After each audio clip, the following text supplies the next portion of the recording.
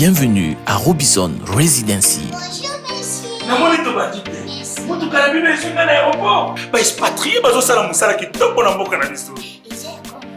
Non, il faut aimer les pays pour faire un truc comme ça. Est-ce que je peux visiter? Ascenseur à Vandal.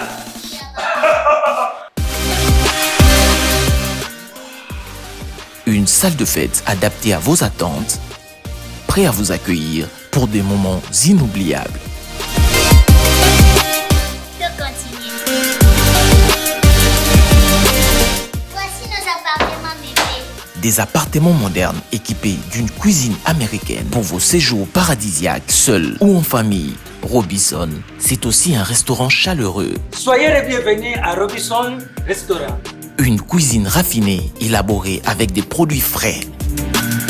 Dans une ambiance décontractée. Bon appétit.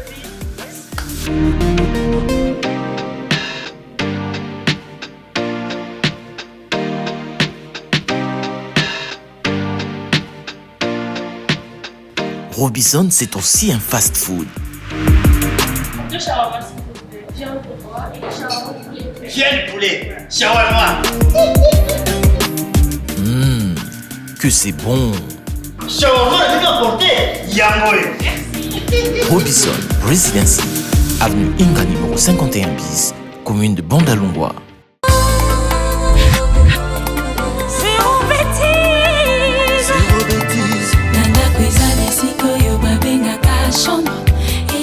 Je vous ai annoncé au début de cette émission, je serai avec Gibson Boutoukondolo qui est dans nos murs. Je me permets bien sûr de lui dire bonjour, bonjour mon frère. Bonjour Nati. Bonne santé. En tout cas, ça santé également très bien. Ouais, c'est ça l'essentiel. Dans mon activité, on dirait Zoni Makasi. On dirait réveil tardif, ou bien Soutouki, ou bien nous sommes dans la 4. Ceux qui n'ont pas la front, oui, oui. Tous les ans la 4. Mais le but est que je ne m'attendais pas de faire ça, non. Ouais. Peut-être qu'il n'y a pas besoin de temps. Et dans le mon esprit est fandi. Ce n'est pas pour dire que non, il ne comprend pas ou bien il est naïf. Bien, voilà, tu vois. Tu connais tout, mais tu te prépares. Donc, dernièrement, quand j'étais ici, je vous avais dit que j'étais au studio. Je suis en train de faire l'album Nouvelle Ordre de Morumbadis. Et l'album était déjà terminé.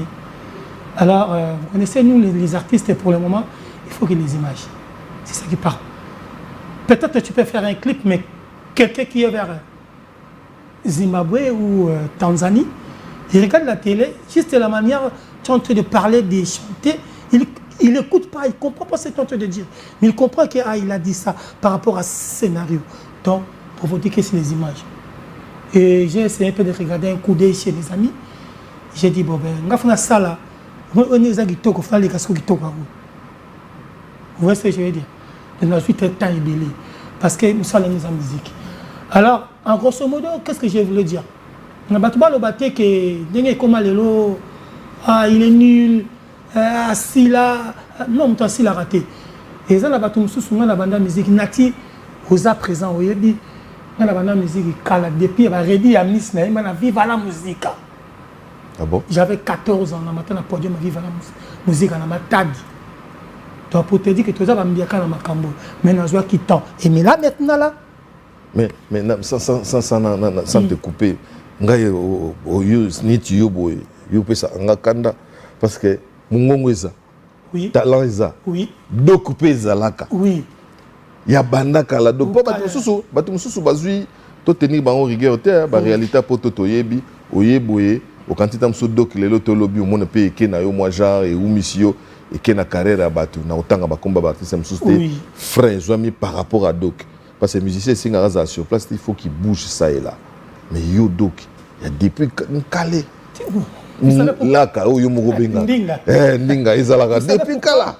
Vous savez pourquoi à l'époque sans vous mentir sans mâcher les mots, je me disais, en tout cas, il faut que un producteur qui a bien vraiment expliqué à qui vous voyez, quand je vois un producteur qui a bien 2 ans, ceux qui ont 8 ans, ils ont 5 ans. Comment dire ça? Parce que nous avons mis mon grandeur.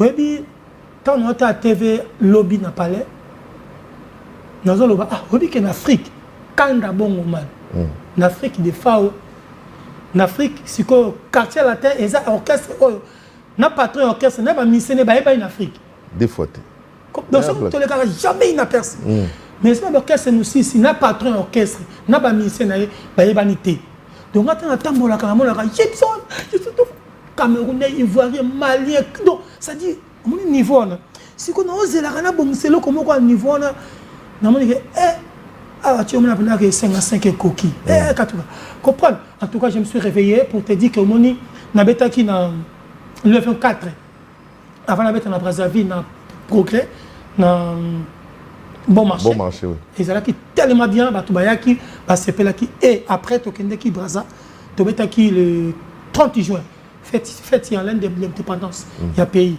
on a fait ça avec les diasporas du Congo Kinshasa mais là-bas à Brazzaville et Bandeko à Brazza tant on a bêti les mêmes jours en plein concert et proposé un concert dans le stade Eboué et pas à monsieur Yoka il m'a produit un stade Gibson tellement ça fait longtemps on a reçu na marché ti baba balinga kayo na mboka oyo en tout cas excusez la personne comme montant mukie pour na 500 francs CFA papa amona ki m'a ramené simba etikaye ah bon na bisi nzambe yo zali nzambe ya mboka Congo mbo Kinshasa mutako diminenga akoza te papa la ki sayeke na za munene mais c'est OK il m'écoute obi quand plein concert à Gibson heureusement à devant public na devant nzambe donc il est cas qui bien mais après le 25 là samedi prochain, ne remettez pas Fofo de Bruxelles.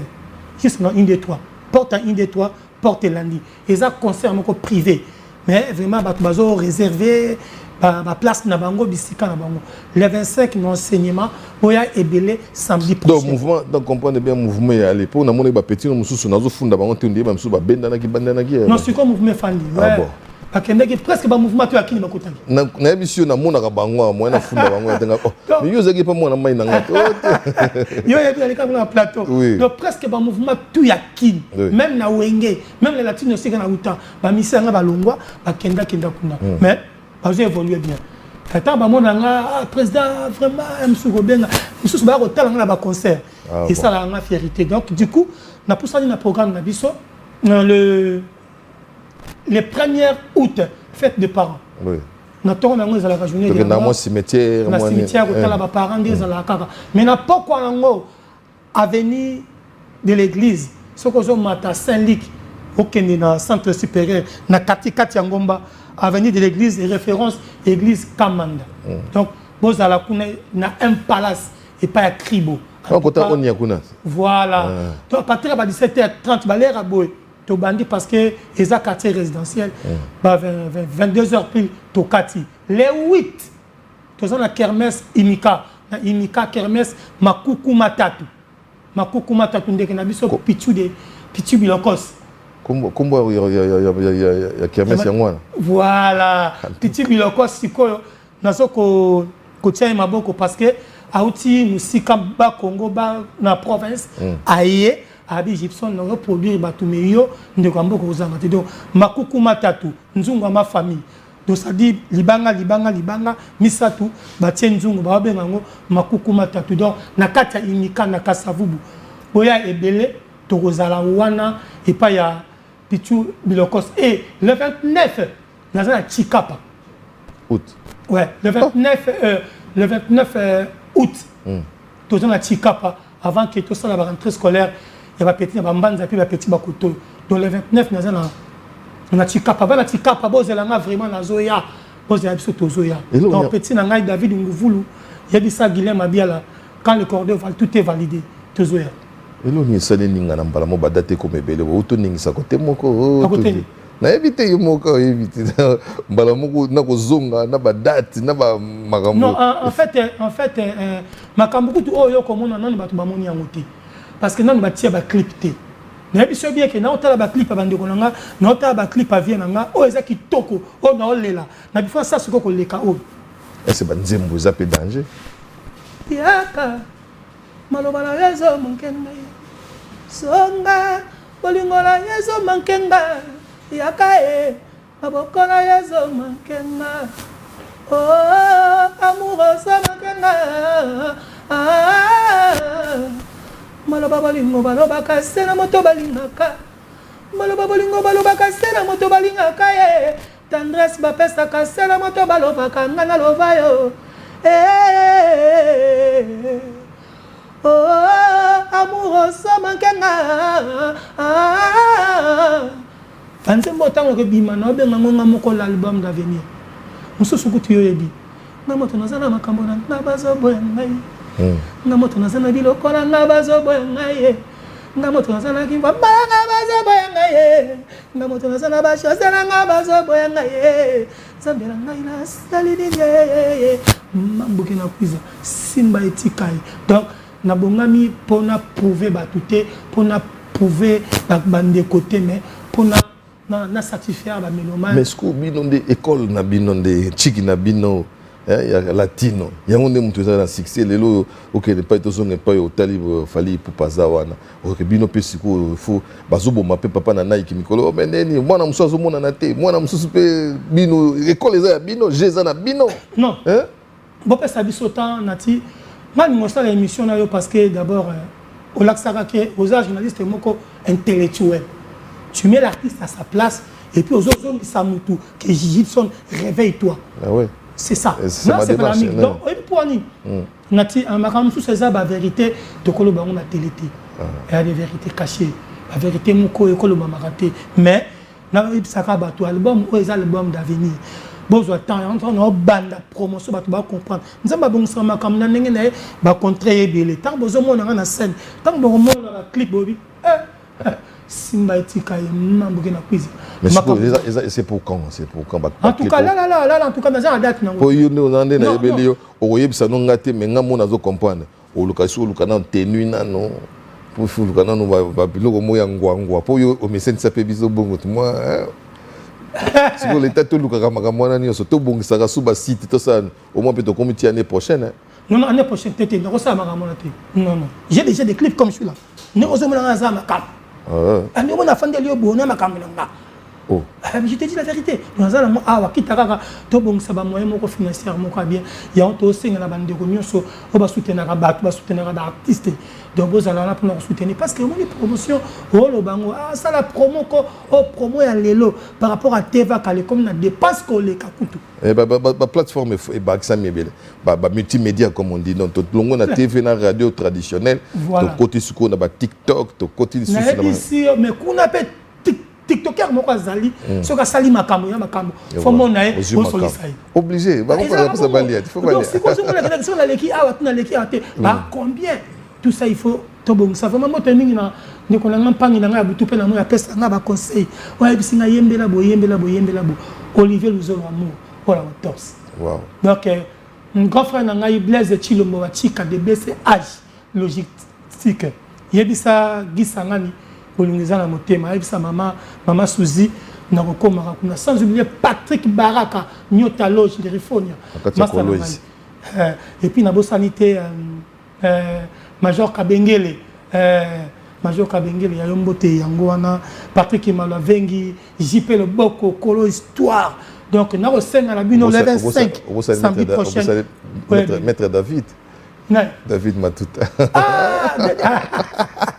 non wana aza avocat na aza avocat na ngate po na makambo na aza na avocat te na makambo susu mais aza avocat na wana ndeko na ba soutenir ngai en tout cas batiakata liboko mibale ya parti ya mikate pour que Gibson amiga muke ko gene ma muke liboso voilà pour la reconnaissance mais comme mo boye ki na ngwana yambaki bino ezaki cop mo pe bien mondé bo sambrouiller nga linga ba musicien baza ensemble mo pe na linga ba OK c'est indépendant pour na zo matière mais na linga bino nder mo ensemble na moni OK c'est indépendant te na bino linga rapport OK c'est indépendant pour na zo matière mais bino sko idée bozwa ki conception na bino yona ba ya cham ba modogo barambwa et au sala moi bien OK mais la dernière fois Bobeti Zaka non ce qui va contrer était parce que il y a ça me passe dans ma caméra na za ma caméra moi j'ai za ma caméra modogo pas za ma caméra sans oublier bourreau pe la paix azana makambu na comme là et ya ko pesa ke biso tout o ya kebo faut ba date et c'est coïncider que tous za biso tout na poto ou to kutana kin quitte producteur maintenant utala ke abengi sabango o ya utakini a utabo ya ko pesa ka moi kilo mais on est là et ça orchestré c'est famille latino Donc, on a la cause là, Suzuki a cause là, Yassam a cause là, Boura a cause là. Donc, je crois que tout le monde peut être là. C'est Latino Family. C'est pas un groupe. Donc, on a cause là, c'est comme Dengue via Autogobeta anniversaire naé. SRB, voilà. Stade Rwabouda. Tant que tu es dans la foire, tu me suis pas la raté. Quand tu es dans Brazzaville, Pont Noir et puis King, tu me suis pas la raté. Non, ça on a bien parce que on a tellement par rapport à l'année passée ou les années d'avant. Bozobe a beaucoup plus pendant un moment où été beau. On a toqué London, toqué beau. Ce que yo déjà net pour nous a booké. En tout cas, on a bloqué. Là, la route comme mouvement, petit peu comme déclaré. Je sais pas côté moi, les business na biso ba yaya, tu vois. Ba master net tout ça là. Petit peu déclaré mes praises. C'est quoi en tout cas vraiment beau tout ça le 25 Tokobeta, juillet, le 1er août Tokobeta, le 8 Tokobeta, le 29 août Tokobeta. Donc à partir à fin de la Tokobeta ni kili. Yo bika. Mais ce qu'on a mon agio pe nazaki wa pe on a total Egyptian discours qui toko. Solobi mangamba bien pour na père na yo.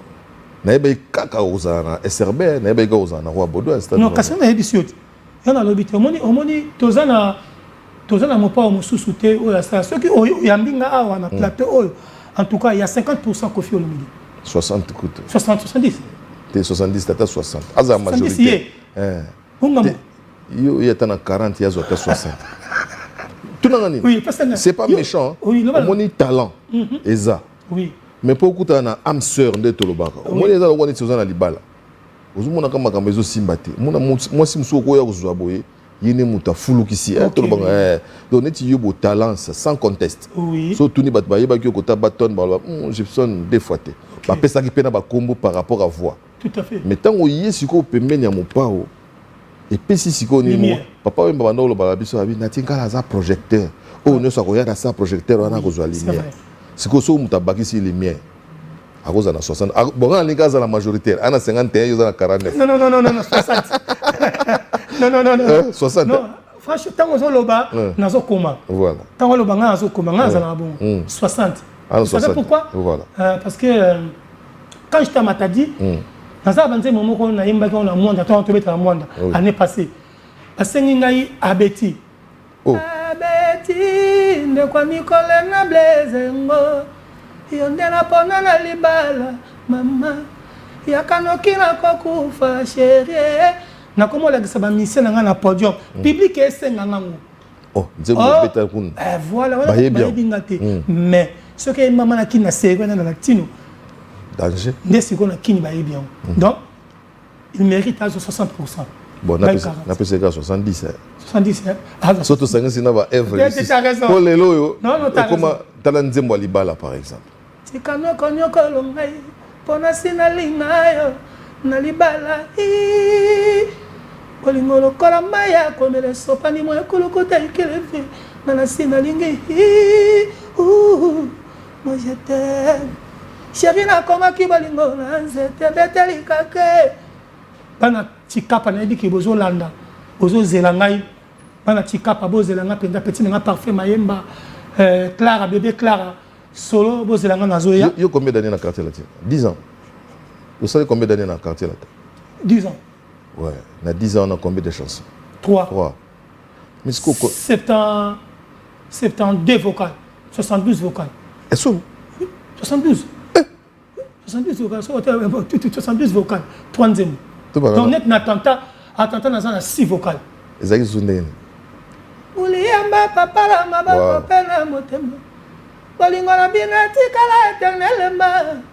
Ata makasa kwa ya fololo ka botanga. Tala bafu inzamba pesi bina. Edi Miriel andi anaisi. Guli. Ulia mama jambe. Tongala lokala moi bato bamona polele prekane bayaka mimi meskote balingani ngala zangata komikitise mwesala kena mambe pape masita davasalala Michel Amiake fils changwa kenda Elise Mboma bijumboma kalalalalalalalala ebolingolanga vocal na Gigi Soleil c'est pour ça vocal oyo namona on dirait vocal na ngesilati faut si sana oya Soleil Quand on est dans solo vocal, il y a des fois. Donc, ceux qui ont ça la solo vocal, ceux qui n'ont rien dit gigité, à fin de gigi. Donc, on a commencé la vidéo vocale.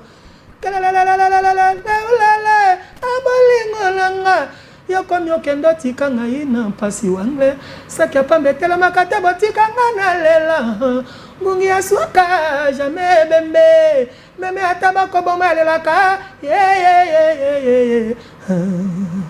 donc makambo ezali le travail au yo sali yo moko eza travail ya biso ba journaliste. J'ai aimé au lobby 3 chansons dans 12 vocales. Autant y a un wow. Ouais. Quelle idée! Dans les liens, ma belle, vous avez un réflexe, vous avez un réflexe. Papa, faut que nous soyons là. Quand il a monté à Wandu, va y écouter ma bioko, ma mère. Ah, banamata dîner, on a Bercy. On dit que Bercy à l'époque, Bercy et Ganga. Parce que manzé mon abi. Oh, on dit que mon aki nous a Bercy pour te bailler bien. Ben on a Bercy dans l'an 2000. Malheureusement, quand on a commenté, on a produit un athée. Pour dire rappeler ngate boule kasi ko na mboka na ngala mwanda makambo za kuna membabenga bangata mais ce qu'on peut bien bon négligeara moi folk moi monora mboka ebi na ba solo vocaux na yo na 72 wana au sala ba suka na pense bien nous sone zaki lokwa moi battle moko boye niti guerre moko boye soki ntsola che ngana che fallait che surtout sans pour autant qu'on dénigrer talent na bino mais na ba vocaliste ozo ki soko ki soleil obi he moi na ma ya na Oyoki Montana Kamengo bi he oya yena vocal mais wana ko donc aux états motolo la Charman Yesaman des fois te mais yusuko eloko moko yeba ko identifier yo mais aussi bien ko ndambo tiki moi eloko mo senda ki kongo wana kotila mutia wandu et yango pe marqué donc soko zo lamba wandu balia ko kana manio 14 manio commission fufu ngana bien on a konono na biso kasi via linga bon via linga kabio omoni modo te ma bima ba vocal moka ba maloba moko neti mboka bo fo beta banzema kiyo ya kimboka ndio mona ka mukulu kulu mwana mama koko mbele kofi akame mwana mama tinchama amukulu kama pa balanda kayamba muta kadiki baba pale sabodi na salamu wana kasi kwangila lele wala mabilo yo obike masanga muknanga mwashaka na masanga iko tite sio kwangila lele asal natiki na Bruxelles Tika Bruxelles ngape mwaza politique de commissaire bakutana bakati kayen bakutana balino sene voilà simple matin bakutana oui donc bakutana ba de Cosmokoko bakutana ba de tozaki na bango na ba de Cosmokoko bango nyoso ba lumu kamba Bruxelles c'était bien bakutana petit na ngai susu Scorpion donc et puis singa bien Bruxelles peut rappeler Bruxelles hein rappeler ça rappeler so bien na kuta pe na Fredoche ya ane awa mais kuta ni côté kuna donc Freddy Kadima c'était bien kuta ba to so na kuta na papte o mukendi la patoche voilà mais est-ce que babilo ko ana 72 vocales est-ce qu'il y a moyen il y a aussi la moi magie moko parce que rythme ba pesa Koffi Olomide banzema on se zaka moi des temps oko comme ça oko lança on est nzembo kolingo no elekeli ngai kolinga no vraiment sensible na kotikala wana ya anikasu na tinga bise wana ozana dodoli Florentine maman gentille j'ai belle te mais j'ai belle la bise il faut quand ça quand c'est la bise on sait bise moi sorte va medley mo wow Chacho dembela soki yoyoki tambwisa bakolono yozongisa train ya lieve ndongala na rai kabi wabelo président domena lile ya domena lile ya mabokola ezo mankenga zonga samedi oyo bobo sanate chez Fofo de Bruxelles na Kasavubu boya ebele bo réserver ma place na bino déjà pour eza concert moko privé na Kasavubu enseignement référence eza porte à une porte la voilà tozawana mais après le 1er août toza na avenue de l'église référence église Kamanda na montagne ya Saint-Luc ozomatalo la crevette avant comme likolo katikati au kiti enseignement chez Onia voilà un palace chez Kribo. Tout ça, on a les 1er août, vraiment boye belé. Les 8, Makuku Matatu, chez Pichou Bilokos. On est là comment on province, avec au Salama Kamaminene. Quand on a beau sami, on dit que la province Nabiso, tout ça, va chanter, il y a mystique. Va chanter, il y a danger. Alors, ils ont un frère Nangai, Ndeko Nangai, collègue Nangai Moussala, les qui Nangai, autorité Lissungi. Autorité Lissungi, Azana concert, juste awa na Grand Liboulou. Na Grand Liboulou, awa. Oh, autorité de novembre. Ouais. Azawa, donc vraiment, Ndeko. Boya Ebele ko soutenir, Bana Matadi.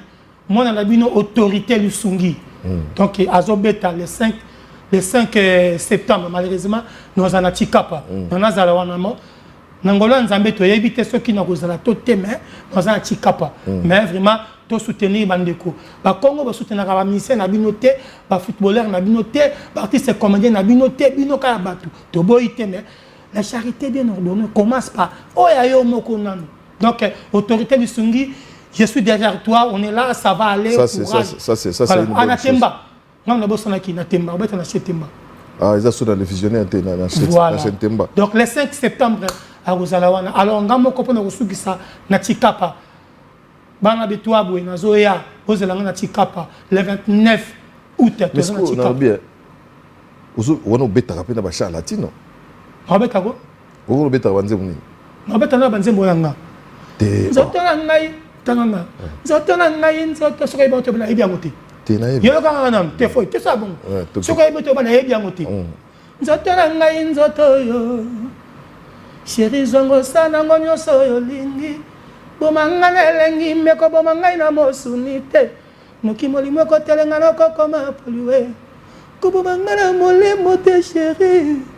Chéri bomanga nelengi ngala kufana ngali bela e. Iba ngoti. Ah, na iba entender. Yaka. Kona ya kutufanya. Alors, il faut dire taper biloko latino ba classique ya quartier latin ya mon pas. Si on a latino na betaka ngana betaka banzembo mon pas. Oui. Na ko betanga pona za na 3. On a souffert. To souffrir pour banzembo wana pour to yeme puis yango nde mutu e komisa biso. Bon, il peut nandimita opekisa po yo loba mabe na. Apekisa ka ba bien mais yo nandimita. Te albeka loba. Mon pas za mutamaka mona te. Albaki ne ka pa loba kaka kada yemba te. Na sa motema bi ke petit na. Na ne ba banzembo mon pas tout. Et ça le kola keria. Fotenyoso yangai mei pona linga yokangai kuna mais mon plus grand défaut na kokakate kobimi ça c'est que j'ai raison dans mon kenga papicho moi katone choc songi nanda koma mise kotanga ngai pona bolimo panze babongo bosa ba cœur bo souffrir via le égyptien no moni yo timbre ya nzembo ya ba cœur nzembo ezo te pana yo donc yo te pas sa couleur obi souffrance en demande tozongi tokiti Oso kangana kolele payo zalo kangi matoi atana ndoto nangolingi kututenga na pénétrer tu peux partir ngai chérie osali nene osali lokwesala kate soni na baninga opikoli maso ya malamu olono kati ya motemba oloni lilita kala cimetière imba wananga wananga mna imba pepe kale que ton nom repose en paix siko ya fali zambenga neglige yote tika mokano salema ningo ludi ningo lobaki mwa botama sekete ezaki ba vocal vacances na commission nzembo nzembo ma semso débat au Nil ce qu'on ba vocal na biso ce qu'on dit ba bongo na yemba yango te bongo yo pinoza muni ya ko sepela ndenge yo refesa ngo ndengwa bino boye ba te boninga ko tukisa mutema bongo point yo yibi kezaki ba vocal do bino mboya kini ba vocal wa oui ya yembi yango suka salika voix bongo suko yo yiko lobangwa mune ah ni on dit on sepela peut-être c'est pas la ça dit voilà papa na biso ceux qui les loba batala la biso na loba bien ya zanzete ceux qui habitent pa binibo bimisi ba manga na yo ba fruit na yo mais est-ce qu'on ngape na ça na ko aborder on eti badne sauter parce que mukola betaki na Belgique na zalaki oui mais na ngaki moni papa ça comme na 70 ans oui que batsa il a fait bana ya boti tout à fait oui beaucoup ko yo kana te bino na bino bana boye to ça la vie surprise ngako taloba ki bona ibisa ki ya Robert Tuturoba ngal na ki bo moni na ya Tuturoba ndenan Tuturoba na yebite oui pour le sana ba téléspectateur ndenan Tuturoba peut faire avant mais pas ah leki na ye Oui, le bien Robert, n'a quand il y a Robert. Ça dit, n'a responsable pour ngai. Nga je bébé mamina. Mais na yebi yo zara na mtaluziti. Voilà, c'est quoi? Oh, na kosi oza comme mtaluziti. Na tia di combat ya yebi. Tout comme. Te yo ba ka ya Robert. Ya Robert. Ah ouais. Ouais, soko bakisa ki tam susu Robert agbepa. Nous n'a pas compris maman. Ah d'accord. Loin de moi l'idée. Non, non, attendez. Ok. Alors, on a des années. Donc, presque, pensa, ayemba te. Voilà. Ngai, na mati, na imbi Biblia. Bon. Lala, ya dévalorise, ya zona kiti moka munene boy. Afandi na ye. Batiele biloko anga. Batiele biloko azo lia azo mela kanaye. Soki na silisi. Fali ya mati. Ah, Nzambia. Ayemi koko soka kiti soleil allo oui allo soleil alors soka silisi yesa maye anga miss Nicole na kokate soka silisi buroye il est on va on pas mutu ya ngwemba te siko boule toza combien donc toko bana otam sous 20h 5h du matin mon idée na pena ngi na idango namona pas Michael. Mais voilà. Bah fêter sur 30 ans avant di bazo bina bazo yembela ya zo sekata. Na suka azimoko. Olela la la moba. Olela.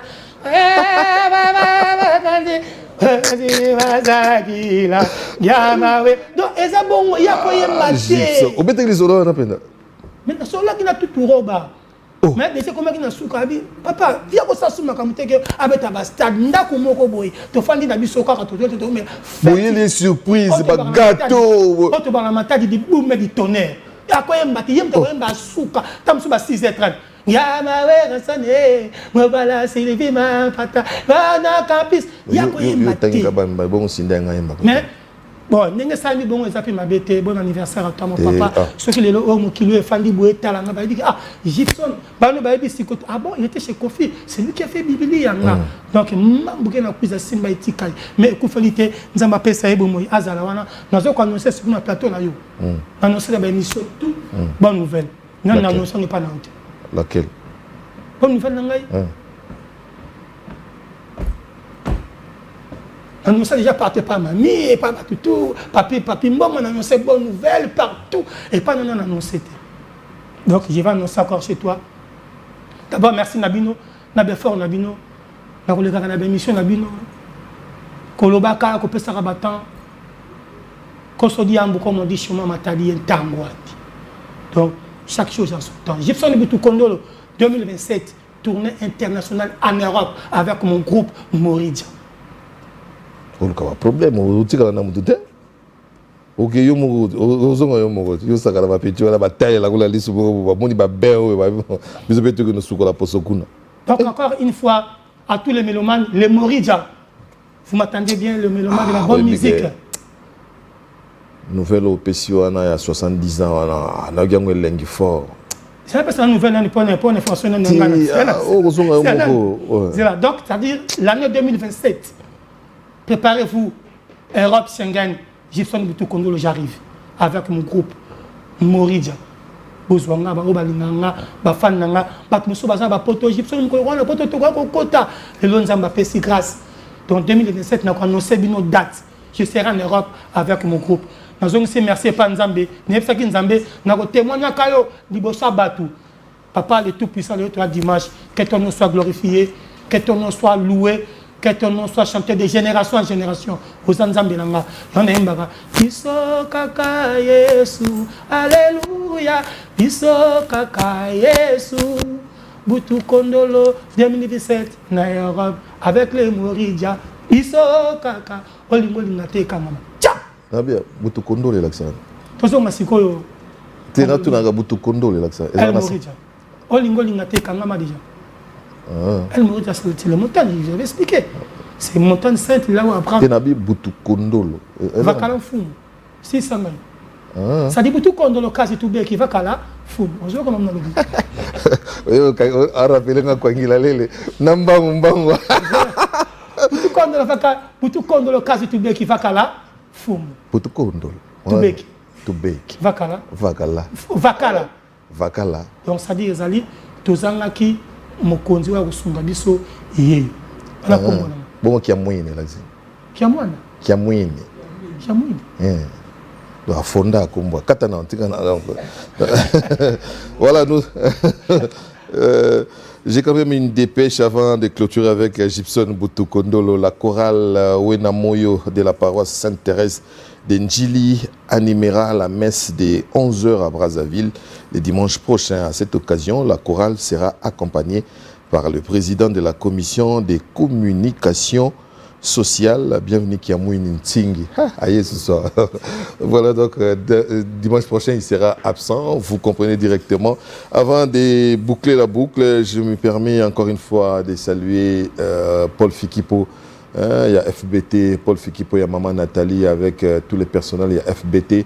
Si vous avez des colis, ils en ont en Chine, ils en ont en Turquie, ils en ont aux États-Unis. Moi, transfert d'argent aussi, donc contactez FBT. J'ai avec Paul Fikipo, un Kinois à Sumbalesa, je te salue.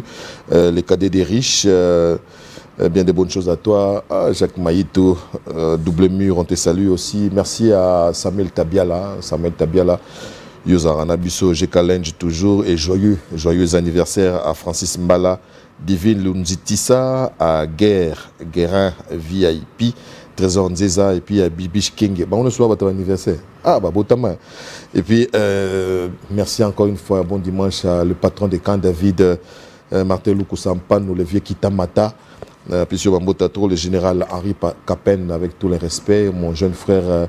Gatiarel Anangamina et bien des bonnes choses. Donc, cordon bienvenue Kiamouini Ntingi du côté de Kassindi. Je salue donc, je sais mon Mombo États-Unis. Bien des bonnes choses à toi. Toujours on a profité quand on a payé nous parce qu'on a payé ce pas Gino Poba, Azolandanga, il y a un manager, il y a autorité les Sungi. Il y a un manager, il y a le 5 septembre. Mais autorité, il faut nous jouer pour saluer moins de la musique, il y a un médaille. Tout à fait, oui. Il y a un manager, donc vraiment, moi, je suis bien à Kendeli Bosso. On a la vérité, Gibson et Boutoukondolo. Sans oublier Pepe Jobe, le cash man, cash money. Donc, il y a oncle Willy Mbobo. Motena Mingi, Bana Kolwezi, Tozobongi Samakambo. Kalamingité, Tokozala Kuna, vraiment, petit nangai propre, champion Boyi Kabeze. En tout cas, ils ont la Boyi. De beau santé. Il y a Julie Dienne dans image. Oh, Dédor. Après, c'est un mot de Julie Dienne dans Dédor. Après, c'est un mot de trop, na Kassindi, tu peux s'imboter na petit nabiso non à boutique VIP. Courage à toi. Merci à Dassi Kongolo, déclarant TMK à Kassindi. Dassi Kongolo, bien de bonnes choses à toi. Et puis, tu peux s'imboter na Mombombo, bien de bonnes choses à toi. Et bien de bonnes choses à Vincent Bolengue à Vincent, côté à London. Merci à mon ami Mishpapanga Soudi, Never Down. À vous tous qui avez aimé cette émission, je vous dis merci. Il y a quand même une dame du côté de Lubumbashi, Double Boy. Elle ne m'a jamais oublié. Il est depuis la radio à l'Andarangaï. Merci, Sarah, na date, il y a un concert. S'il vous plaît. Allez-y alors. En tout cas, excusez-moi, samedi prochain chez Fofo de Bruxelles, à Kassavoubou. Et n'oubliez pas, le 1er août chez Kribo, avenue Église, référence Église Kamanda. Et le 8, tu es à Kermesse, Makuku Matatu. Pas Pichubi le Kos. Et puis, Bana Chika Patozoa le 29 août. Merci beaucoup. Cardinal El Maurice, rendez-vous Mbanza 2027. Voilà. Merci beaucoup, amis téléspectateurs. La joie était grande de notre côté de vous savoir très nombreux pour suivre cette émission Section Musique, laquelle des émissions qui vous retracent toujours de l'actualité musicale sans polémique aucune. C'est dans la gaieté que vous avez suivi cette émission. Je laisse la place à nos amis sportifs. On se retrouve le dimanche prochain avec un autre artiste et musicien qui vive la musique congolaise, qui vive les Congos. Encore une fois, bien des bonnes choses à vous tous. Et J.R.E. Bimpoke, Napesio Bambotatro, Belulu Vadio, Akuna Matata. Encore une fois, merci. Bye, bye, bye.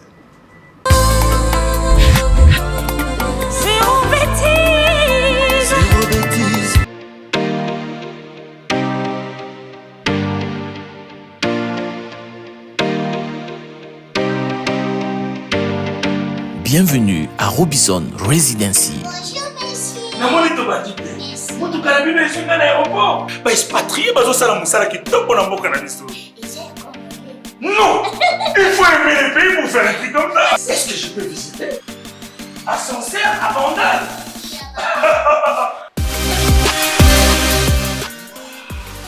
Une salle de fête adaptée à vos attentes, prêt à vous accueillir pour des moments inoubliables.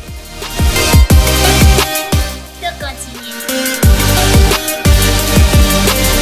Voici nos appartements meublés. Des appartements modernes équipés d'une cuisine américaine pour vos séjours paradisiaques, seuls ou en famille. Robinson, c'est aussi un restaurant chaleureux. Soyez les bienvenus à Robinson Restaurant. Une cuisine raffinée, élaborée avec des produits frais. Dans une ambiance décontractée. Bon appétit.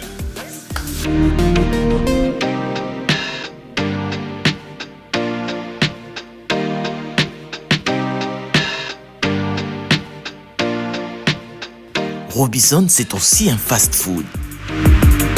2 shawarma s'il vous plaît. Viande pour moi et shawarma poulet. Viens du poulet. Shawarma. Que c'est bon. Shawarma, je vais apporter. Yangoyo.